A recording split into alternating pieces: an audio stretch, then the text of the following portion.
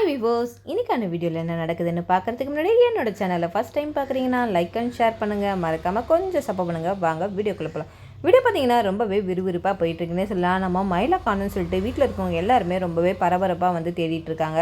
அப்போ ராஜராஜன் சொல்கிறாங்க, அதுதான் மாப்பிள்ளை போயிருக்கார்ல, கண்டிப்பாக மயில் மாப்பிள்ளையை கூட்டிகிட்டு வந்துடுவார், எனக்கு அவர் மேலே நம்பிக்கை இருக்குது அப்படின்னு சொல்லிட்டு நம்ம கார்த்தியும் வந்து போகிறாங்க. போனதுக்கப்புறம் பார்த்திங்கன்னா நம்ம மயில் வந்து ஒரு ஹோட்டலில் வேலை செஞ்சுருக்கிறத பார்த்துட்டு நம்ம கார்த்தி ரொம்பவே ஷாக் ஆகிட்டு, என்னங்க பண்ணுறீங்க, நீங்கள் செய்கிற காரியம் வந்து நல்லா இருக்கா அப்படின்னு சொல்லிட்டு நம்ம கார்த்தி வந்து மயில்கிட்ட கேட்குறாங்க. வேறு என்ன பண்ணுறது, எனக்கு தான் வந்து வேறு தொழில் எதுவுமே தெரியாத சகல, அதனால நான் இந்த வேலை செஞ்சு என் ரோகிணியை பார்த்துக்கணுன்னு நான் ரொம்ப ஆசைப்பட்றேன், இனிமேலாச்சும் ஒரு குழந்தைக்கு அப்பாவாக நான் வாழணும்னு நினைக்கிறேன் அப்படின்னு சொல்லிட்டு நம்ம கார்த்திகிட்ட சொல்கிறாங்க. அப்போ கார்த்தி சொல்கிறாங்க, இதெல்லாம் சரிதான், ஆனால் வந்து நீங்கள் எடுத்த முடிவு வந்து அவசரத்தில் எடுத்திருக்கீங்க, கொஞ்சம் நிதானமாக எடுக்கலாம், நீங்கள் எதுக்கும் கவலைப்படாதீங்க, நான் இருக்கேன் உங்களுக்கு அப்படின்னு சொல்லிட்டு கார்த்தி வந்து நம்ம மயிலுக்கு ரொம்பவே சமாதானம் சொல்கிறாங்க. இருந்தாலும் பரவாயில்ல, நீங்கள் காசு கொடுத்து நான் அந்த ஒரு தொழிலை ஆரம்பிச்சுன்னா அது நல்லாவே இருக்காது, கண்டிப்பாக நான் சொந்த காலில் நிற்கணும்னு ஆசைப்பட்றேன் சகல அப்படின்னு சொல்கிறாங்க. சரி, நீங்கள் சொந்த காலில் நிற்கணும், அதெல்லாம் ஓகே தான், ஆனால் இப்போ வந்து ரோகிணி உங்களை காணும்னு சொல்லிட்டு ரொம்பவே பதறி போயிருக்காங்க, அதனால் ஃபஸ்ட்டு வீட்டுக்கு வாங்க அப்படின்னு சொல்லிட்டு, இல்லை நான் இன்றைக்கி தான் வந்து வேலை சேர்ந்துருக்கேன், இப்போ வந்து நான் வந்தேன்னா முதலாளி கண்டிப்பாக என் மேலே கோவப்படுவார் அப்படின்னு சொல்லும் போது, அட வாங்க பார்த்துக்கலாம் அப்படின்னு சொல்லிட்டு நம்ம மயில்கிட்ட சொல்கிறாங்க. உடனே வந்து மயிலும் போயிட்டு முதலாளிக்கிட்ட, நான் வீட்டில் கொஞ்சம் பிரச்சனையாக இருக்குது, நான் போயிட்டு கொஞ்சம் நேரத்தில் வந்துடுறேன் அப்படின்னு சொல்கிறாங்க. சரி போயிட்டு வா அப்படின்னு சொல்லிட்டு அவங்களும் அனுப்பி வைக்கிறாங்க. நம்ம கார்த்தியும் மயிலும் வீட்டுக்கு வந்துட்டு இருக்காங்க. வந்ததுக்கப்புறம் பார்த்திங்கன்னா நம்ம சாமுண்டீஸ்வரி வந்து மயில்கிட்ட போய் கேட்குறாங்க, என்ன மாப்பிள்ளை பண்ணியிருக்கீங்க, இந்த மாதிரி வந்து நீங்கள் வீட்டை விட்டு வெளியில் போயிட்டு இந்த ரோகிணியை வந்து ரொம்பவே நீங்கள் அழ வச்சுட்டீங்க அப்படின்னு சொல்லிட்டு நம்ம சாமுண்டீஸ்வரி கேட்குறாங்க. அப்போ தான் இவன் எங்கே போயிருப்பான், எங்கேயாவது போயிட்டு வெட்டியாக வேலை இல்லாமல் சுற்றிட்டு இருப்பான், அதுதான் இவனுக்கு வேலை, இருக்கிறவங்கலாம் பயந்துக்கிட்டு இவனுக்காக பரிதாபம் பண்ணணும்னு நினச்சிட்டு இருப்பான் அப்படின்னு சொல்லிட்டு சந்திரா பேசும்போது நம்ம சாமுண்டீஸ்வரிக்கு ரொம்பவே கோவம் வந்துட்டு, இதுக்கு மேலே நீ ஒரு வார்த்தை பேசக்கூடாது, இப்போ நீ அவரை பேசி தான் அவரை காயப்படுத்தி தான் வெளியில் அமுச்சிருக்க, இதுக்கு மேலே உன்னால் ஏதாவது நடந்துச்சுன்னா என் குடும்பத்தில் நான் சும்மா இருக்க மாட்டேன் அப்படின்னு சொல்லிட்டு நம்ம சாமுண்டீஸ்வரி சந்திரா கிட்ட ரொம்பவே கோவமாக பேசுகிறாங்க.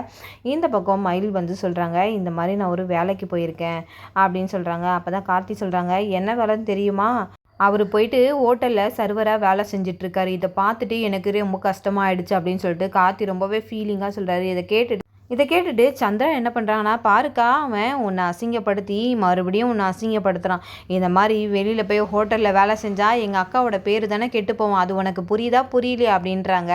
என்ன மாப்பிள்ள, சந்திரா பேசுனதுக்கும் நீங்கள் பண்ணுறதுக்கும் என்ன வித்தியாசம் இருக்குது, ரெண்டு பேரும் என்னை அசிங்கப்படுத்துறதுக்காக தானே இப்படி பண்ணிகிட்ருக்கீங்க அப்படின்னு சொல்லும் போது, அசிங்கம்லாம் இல்லாத, நான் திருடல பொய் சொல்லலை, நான் வந்து உண்மையாக உழைச்சி என் பொண்டாட்டியை இதுக்கு மேலேயாச்சும் பார்த்துக்கணும்னு நினைக்கிறேன், இவங்க சொன்னதை வச்சு பார்க்கும்போது நான் இத்தனை நாள் எவ்வளோ வந்து வேஸ்ட்டாக இருந்திருக்கேன்றதை நான் புரிஞ்சுக்கிட்டேன் அப்படின்னு சொல்லிட்டு மயில் சொல்கிறாங்க. என்னோட ஆசைக்கே நீங்கள் விட்டுருங்க அப்படின்னு சொல்லிட்டு சொல்கிறாங்க. அதுக்கு வந்து நம்ம சாமுண்டீஸ்வரி, எல்லாருமே இப்படியே பண்ணிக்கிட்டே இருந்தால் நான் என்ன பண்ணுறது அப்படின்னு சொல்லிட்டு ஒரு கட்டத்துக்கு மேலே ரொம்பவே கோவப்பட்டு போயிடுறாங்க. இந்த பக்கம் ரோகிணி போயிட்டு நம்ம மயில்கிட்ட ரோகிணி வந்து சொல்கிறாங்க, இது எல்லாமே என்னால் தானே, நீங்கள் என்ன கல்யாணம் பண்ணிக்கிறதுனால தானே இவ்வளோ உங்களுக்கு பிரச்சனை, என்னால் நீங்கள் எவ்வளோ அவமானப்படுவீங்க அப்படின்னு சொல்லிட்டு ரொம்பவே வந்து மனதுருகி வந்து ரொம்பவே அழுதுட்ருக்காங்க. அப்போ நம்ம மயில் சொல்கிறாங்க, எனக்கு நான் அசிங்கப்படுறத பற்றி எனக்கு கவலை கிடையாது ரோகிணி, உன்னை வந்து உங்கள் சித்தி அசிங்கப்படுத்துகிறாங்க, அதுதான் என்னால் தாங்க முடியல, அதனால் இனிமேல் வந்து உன்னை யாருமே அசிங்கப்படுத்தக்கூடாது, உன் புருஷன் வெட்டியாக இருக்காங்கன்னு யாரும் சொல்ல மாட்டாங்க ரோகிணி, அதனால் எனக்கு ஒரு வேலை வந்து கிடச்சிருச்சு, அந்த வேலையை வச்சு நான் உன்னை பார்த்துப்பேன் அப்படின்னு சொல்லிட்டு ரொம்பவே சந்தோஷமாக இருக்காங்க. அப்போ தான் நம்ம கார்த்தி பண்ண விஷயத்தை எல்லாத்தையும் வந்து ரோகிணி கிட்ட வந்து சொல்கிறாங்க. இந்த மாதிரி கார்த்தி எனக்காக ஒரு ஹெல்ப் பண்ணுறேன்னு சொல்லியிருக்கான் அப்படின்னு சொல்லிட்டு சொல்லும் போது, அப்போ எல்லாருமே என்ன அப்படின்ட்டு பரபரப்பாக பார்த்துட்டு இருக்காங்க. அப்போ வந்து நம்ம சாமுண்டீஸ்வரி முன்னாடி சொல்கிறாங்க, இந்த மாதிரி அவர் எனக்கு ஒரு ஹோட்டல் பிஸ்னஸ் வச்சு கொடுக்கணும் அப்படின்னு நினைக்கிறாரு அப்படின்னு சொல்லிட்டு சொல்கிறாங்க. அப்போ தான் நம்ம ரேவதியும் சந்தோஷப்படுறாங்க. இதுதான் நீ என்கிட்ட சொல்லிட்டு போனியா, நான் பார்த்துக்கிறேன், நீ கவலைப்படாத அப்படின்னு சொல்லிட்டு. ஆமாம், ஆனால் வந்து அதே பணத்தை நான் கொடுக்குற மாப்பிள்ள, நீ எதுக்கு தேவையில்லாத மற்றவங்க கிட்டலாம் வாங்குறீங்க அப்படின்னும் போது, நான் அவர்கிட்டையுமே வேணாம் தான் சொன்னேன் அத்தை, இப்போ கூட அவர் எனக்கு காசு அவர்கிட்டேருந்து வாங்கி நான் ஹோட்டல் வைக்கல, இப்போ வந்து எனக்காக அவர் வந்து ஷூரிட்டி கையெழுத்து மட்டும் தான் போடுறாங்க, எனக்கு ஒரு லோன் வந்து ஏற்பாடு பண்ணி தராரு, அந்த லோனை வச்சு தான் நான் இப்போ ஹோட்டல் பிஸ்னஸ் ஆரம்பிக்க போகிறேன் அப்படின்னு சொல்லிட்டு ஒரு பக்கம் நம்ம சந்திரா வந்து இதை பார்த்துட்டு ரொம்பவே அதிர்ச்சியாக வராங்க. வெட்டி பயலுக்கு ஹோட்டல் பிஸ்னஸா அப்படின்னு சொல்லிட்டு அவங்க மனசுக்குள்ளே நினச்சிக்கிறாங்க. இந்த பக்கம் சாமுண்டீஸ்வரி என்னதான் கார்த்தி மேலே கோவம் இருந்தாலும் இவன் வந்து இந்த குடும்பத்துக்கு நல்லது தான் பண்ணுறாங்க அப்படின்னு சொல்லிட்டு ஒரு பக்கம் அவங்க சந்தோஷத்தில் இருக்காங்க. இந்த பக்கம் எல்லாருமே போயிடுறாங்க. நம்ம சந்திராவுக்கு ரொம்பவே கோவம் அதிகரிக்குது. இவன் வந்து வீட்டை விட்டு இவனை வெளியில் தெத்தலான்னு பார்த்தா இவனை வந்து கோடீஸ்வரனாக ஆக்கி இவன் வேடிக்கை பார்ப்பான் போல அப்படின்னு சொல்லிட்டு ஒரு பக்கம் நம்ம சந்திரா நினச்சிட்டு இருக்காங்க. இந்த பக்கம் ரோகிணி கிட்ட ரேவதி சொல்கிறாங்க, ரொம்ப சந்தோஷம்க்கா, எனக்கு மாமா ஒரு நல்ல நிலைமைக்கு வரப்போறாரு, உன் குழந்தை பிறக்கிற நேரம், நீ ரொம்பவே சந்தோஷமாக இருக்கணும், இந்த நேரத்தில் எதையும் போட்டு யோசிச்சுட்டுலாம் இருக்காது அப்படின்னு சொல்லிட்டு சொல்கிறாங்க.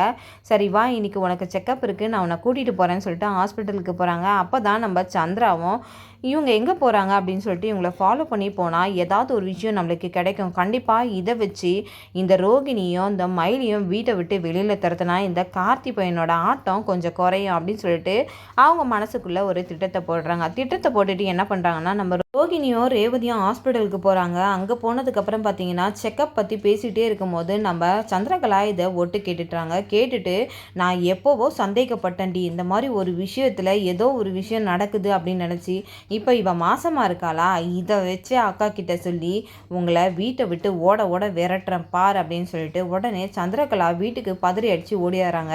ஓடி வந்ததும் நம்ம சந்திரகலா வந்து சாமுண்டீஸ்வரியை கூப்பிட்டு, என்னடி இவ்வளோ பதட்டமாக வர, என்ன ஆச்சு அப்படின்றாங்க. நான் உனக்கு ஒரு விஷயத்த சொல்லட்டுமா, உன் பெரிய பொண்ணு என்ன காரியம் பண்ணியிருக்கா தெரியுமா, அவள் கர்ப்பமாக இருக்கா, அந்த விஷயத்த உன்கிட்ட இத்தனை நாள் வரைக்கும் மறைச்சிருக்கா, எனக்கு அப்போவே சந்தேகம் இருந்ததுக்கா, ஆனால் வந்து அதை எப்படியாவது கன்ஃபார்ம் பண்ணி சொல்லணும் தான் இப்போ கன்ஃபார்ம் பண்ணுறேன், நீ நம்பலைன்னா என் கூட வா அப்படின்னு சொல்லிட்டு நம்ம சாமுண்டீஸ்வரியை தரன்னு ஹாஸ்பிட்டலுக்கு கூட்டிகிட்டு போகிறாங்க.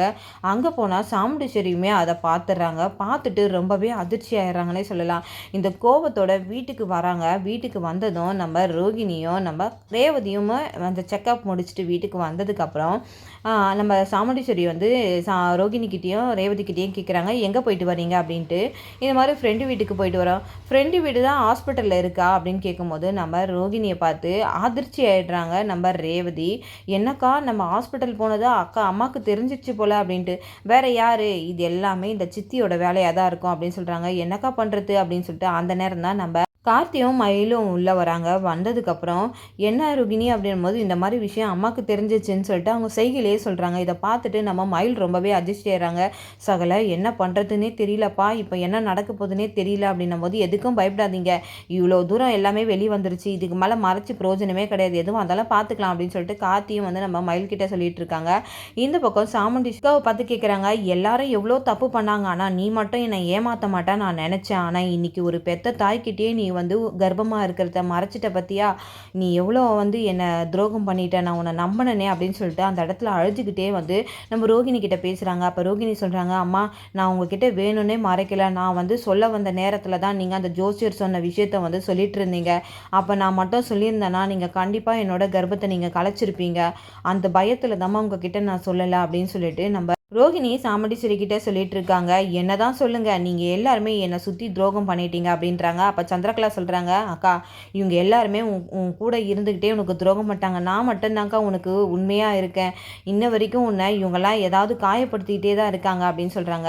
இப்போ ஒன்றும் கெட்டு போலக்கா, இவளோட கர்ப்பத்தை நீ கலைச்சிரு, அந்த ஜோசியர் சொன்ன மாதிரி இந்த குடும்பம் வந்து ஒன்று சேரக்கூடாதுன்னு தான் நம்ம நினச்சிட்ருக்கோம், இந்த குடும்பம் ஒன்று சேரக்கூடாதுக்கா, இவங்க எல்லாரும் சேர்ந்து அந்த கிழவி குடும்பத்தோடு உன்னை சேர்க்கணும்னு பார்க்குறாங்க, இந்த ஜோசியர் சொன்ன மாதிரி இந்த கர்ப்பத்தை நம்ம கூட்டிகிட்டு போய் கலைச்சிடலாம் அப்படின்னு சொல்லிட்டு நம்ம சாமுண்டீஸ்வரி கிட்ட நம்ம சந்திரா சொல்லும் போது நம்ம சந்திரா சொன்ன விஷயத்தை கேட்டுட்டு சாமுண்டீஸ்வரி சோகத்திலோட உச்சத்து கட்டத்துக்கு போயிடுறாங்கன்னே சொல்லலாம். கோவம் வந்து சந்திராவை அரைஞ்சிடறாங்க. என்ன வார்த்தை பேசுகிற, என்ன நினச்சிட்ருக்க, ஒரு உயிரை அழிக்கணும்னு நீ நினைக்கிறியா, நான் அந்த மாதிரி ஒரு அம்மா கிடையாது, எனக்கு இருக்குது தான் கோவம், ஆனால் வந்து என் பொண்ணை சாகடித்து அந்த உயிரை வந்து இது பண்ணி நான் வாழணும் எனக்கு அவசியமே கிடையாது அப்படின்னு சொல்லிட்டு கோவத்தில் வந்து நம்ம சந்திராவை அடித்ததை பார்த்து எல்லாருமே ரொம்பவே ஷாக் ஆகிடுறாங்க. இந்த அளவுக்கு அம்மா மாறிட்டாங்களா அப்படின்னு சொல்லிட்டு ரோகிணி போயிட்டு நம்ம சாமுண்டீஸ்வரி கிட்ட மன்னிப்பு கேட்குறாங்க. என்ன மன்னிச்சிருமா, நீ எப்படியாவது இதை குழந்தைய ஏதாவது பண்ணிடுவேன்னு சொல்லிட்டு தாம்மா உங்ககிட்ட நான் மறைச்சிட்டேன் அப்படின்னு சொல்லிட்டு சாமுண்டீஸ்வரி கிட்ட ரோகிணி வந்து மன்னிப்பு கேட்குறாங்க. அப்போதான் ராஜராஜன் சொல்கிறாங்க, இப்போயாச்சும் கொஞ்சம் மனசு மாறினியா, அது போதும் ஈஸ்வரி அப்படின்றாங்க. நீங்கள் கூட சேர்ந்து எல்லார் கூடயும் சேர்ந்து இந்த விஷயத்த மறைச்சிட்டிங்கல்ல, எவ்வளோ சந்தோஷமான விஷயத்த நீங்கள் என்கிட்ட மறைச்சிட்டீங்க அப்படின்னும் போது உன் கூட இருக்கிறவளால தான் நீ இப்படி மாறி இப்படி பேசுகிற, ஆனால் நீ ரொம்பவே நல்லவ தான் அப்படின்னு சொல்லிட்டு ராஜராஜனும் நம்ம ஈஸ்வரி கிட்ட வந்து மன்னிப்பு கேட்குறாங்க. இந்த பக்கம் நம்ம நினச்சது எதுவுமே நடக்கலையே, இதுக்கு ஆப்போசிட்டாக நடக்குதுன்னு சொல்லிட்டு சந்திரா ஒரு பக்கம் அதிர்ச்சியாகவே நின்றுட்டு இருக்காங்க. இதோட பார்த்தீங்கன்னா இந்த ரிவ்யூ முடியுது. நாளைக்கான ரிவ்யூவில் என்ன நடக்குதுன்னு பார்க்கறதுக்கு முன்னாடி என்னோட ரிவ்யூ உங்களுக்கு பிடிச்சிருந்தா மறக்காமல் உங்களோட கமெண்ட்களை என்னோட கமெண்ட் பாக்ஸில் தெரிவிங்க. வீடியோ பார்த்துருக்கவங்க எல்லாருமே என்னோட சேனலுக்கு சப்போர்ட் பண்ணுங்கள். தேங்க்யூ.